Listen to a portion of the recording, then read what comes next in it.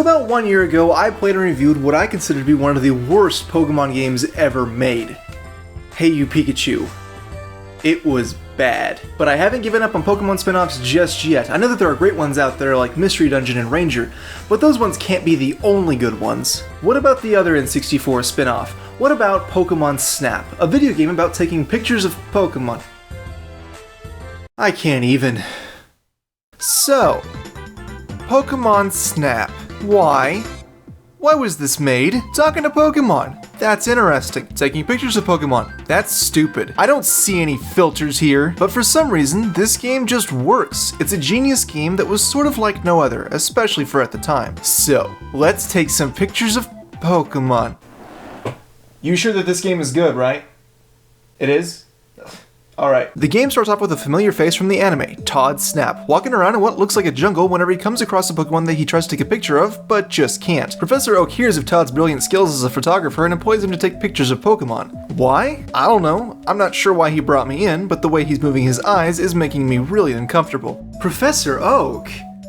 Not here. And that's really it as for story. It's a simple story, and that's fair. I really wouldn't want anything that got too complicated from a game about taking pictures of Pokemon. So now that that's out of the way, let's talk about everything else. I think I should start with the small stuff and build up, so what about music? I didn't notice it a lot while playing, but the music in Pokemon Snap is fantastic. It was composed by Ikuko Memori and is all very lighthearted, but really well written. I especially love Valley's track. There's something very unique about Pokemon spin-off music that Pokemon Snap exemplifies. It almost takes the entire opposite route of the main series games, but somehow, some way, it still feels like Pokemon. I'm also really impressed with how good this game looks. Almost every single Pokemon looks like they should. Actually, scratch that, every Pokemon looks like they should. And the levels look great too. The only part of the game that I don't think looks great is Todd's 3D model. What's up with his hands? They're like bricks. I've been told by my PR guy that I should apologize for that last joke. I'm not being fair to people with bricks for hands. But to be honest, you can't type, so you can't complain. Sucks to be you! Controls are pretty simple and intuitive. You unlock more things to control as you get better, but to start off with, you're stuck in a small vehicle, so you move forward by yourself. You move around and point your camera with the control stick, and with the right and left C buttons, you can turn 90 degrees. To take a picture, you have to ready your camera with Z and take the actual pictures with A. At first, it annoyed me that I had to do this, but the annoyance only lasted for about 5 seconds, especially because just A is used to throw apples later on, which works also just fine. The apples are used to position your Pokemon for great pictures, and in many cases, they can be used to direct Pokemon to certain areas. Take this! Can I get that back? Oh, thanks, buddy. It can also be used to hit things like the Moltres egg. It makes design a little bit more interesting overall. The next item that you get are the Pester Balls. These are a more hardcore version of the apple, except they're not used to position Pokemon. They're used mostly to bash them. At some places, you can toss them to get Pokemon to reveal themselves, like Arcanine and Volcano. Later on, you get the option to speed up the vehicle with R. It doesn't necessarily change design, but rather let you get to certain areas faster. Other than that, it hardly comes into play. The last item that the game gives you is the Pokeflute, which can be played with down C. I personally love this item. When played, it makes Pokemon dance around. Just look at Snorlax! It's only absolutely necessary for getting Zapdos, Articuno, and Vileplume, which kind of sucks, but it does give some nice pictures of other Pokemon. Now that we've talked about the controls, let's talk about gameplay, which is one of the things that Pokemon Snap excels at. Pokemon Snap is an on-rail shooter, but it's very unconventional. It has most of the elements of a conventional on-rail shooter, but flipped on its head. First off, you move on an already laid out trail, and this game blatantly shows you the path. The Pokemon can be perceived as the enemies, but instead of shooting them, you just take pictures. I would like to see a version where you mow them down with lasers though. Most on-rail shooters have a big boss at the end, whereas this usually has a rare Pokemon that you could take a picture of, like Charizard or Magnemite, if you solve a puzzle. The apples and Pester Balls are used to unlock certain parts of the levels, just like shooting or bombing an area, and Star Fox can unlock certain things. I love it. Pokemon Snap takes so many elements that we love from these action-packed games and made them cute. What's this? Cuteness in video games? I want violence and big tits and to get a picture of Pikachu on a stump. Let's talk about some of the individual stages and some of the great things that they contain. Beach is a pretty solid beginning stage. The first few shots can literally be done without moving the camera, so it's entirely meant to teach you the simple mechanics. It also introduces the mechanic of taking continuous shots of Pokemon and getting better opportunities at better shots for doing so. Lapras is my example here. Tunnel has a similar moment to this with the Diglett portion. If you take pictures of Diglett, then he evolves into Dugtrio, and you can nab a great picture of it. This stage also introduces the fact that some stages are interconnected, and that to unlock some of them, you'll have to, beat the crap out of certain Pokemon. This is where I make a joke about PETA getting up in arms. Volcano is sort of the craziest stage simply because of, the setting, it makes a lot of use of the apples. You use the apples to get the Vulpix together, get the Charmander together, to make the Magmar fight, and to make Charmeleon evolve. Later on, there's a lot of using the Pester Balls, but it's mostly just apples and oranges here. Actually, just apples. I'm so sorry for that joke.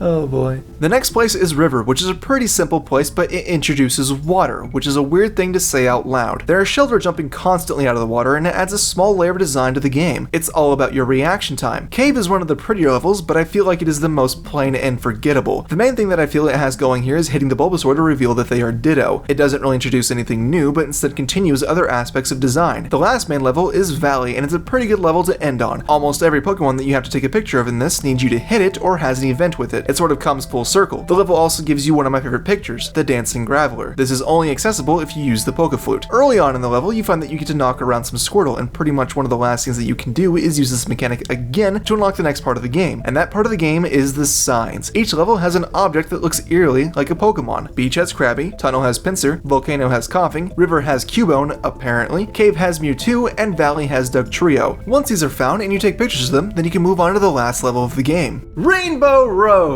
No, that ain't right. The last level is not really a level itself, but instead a boss fight of sorts. Kind of. The entire goal is to get a picture of Mew, but it's not easy. First, you have to toss Pester Balls at it to break its shield. This has to be done multiple times, and after the shield is broken, you're free to take a picture. But after this, Mew will get its shield back. And something nice about this is that you now only have to hit the shield once rather than going through the entire process again. It's so nice that they considered the fact that this boss could be tedious. Good on you guys. The levels are each pretty short, which I think really helps with the game's replayability. When you get a new item and have to go through the levels all over again, it doesn't feel like a hassle. I think that has to do with the fact that the levels are short, there's not too many levels overall, and at almost all points you're doing something, so the game keeps you busy. There's not a lot or really anything that I have problems with in Snap, but there are things that I would like to see sort of changed. Almost all levels have a special Pikachu picture that you can get. It would be interesting if Oak kept them sort of individually, because sometimes they're so vastly different that I hate that I can't give Oak multiple of them. And for any and all pictures that I personally like and Oak doesn't, I can save to look at later. But I have to save these before I show them to Oak, that judgy prick. After going to a specific place and taking pictures of Pokemon, you'll always go back to Professor Oak's lab. Because he's a photograph connoisseur apparently, he'll judge the pictures that you choose to show him, and this is the only part of the game that's not great. He grades your pictures on many different categories. First, he'll check to see if the picture is of something special, like Pikachu riding an Electrode or Magmar fighting. This is pretty selective and isn't pointed out every time. Then he'll check to see the size of the Pokemon. It can't be too big or too small, but just right. Silly Professor Oak, size doesn't matter. After this, he judges the position of the Pokemon and whether or not they are facing the camera. This one works pretty well, but I disagree that a Pokemon should be facing the camera to get a good picture. This part is also used to judge if the Pokemon is in a special pose. For example, if a Pokemon is attacking, like Dragonite does when he comes out. The next step is making sure that the Pokemon is in the middle. If your Pokemon is in the middle, then your points are doubled. How much of the middle are they supposed to be in, and how big is the middle? I have no idea. And the last thing that it grades you on is if there are any other Pokemon of the same species in the shot. On some occasions, but not many, does Professor Oak kinda grade like he's drunk. Just check out this great Jinx picture. What the actual hell? Almost everything that Pokemon Snap does from beginning to end is perfect. If anything, I can see people complaining that it's short, which I don't believe is a legitimate complaint. The length of a game doesn't make it bad or good so long as it remains engaging for its entirety. Pokemon Snap may not seem like much when it's being explained to you, but when played, it's easily one of the most enjoyable experiences on the N64. If you haven't yet, then you must play this game. Pokemon Snap is proof that you don't have to have a wonderful idea for a game. It's all in the execution and how everything is handled. This may be a pretty bold statement, but from top to bottom, Pokémon Snap is easily the best N64 Pokemon game. Some of you are probably saying, how can you even say that? Well, let me explain. Next week. Let's get to it.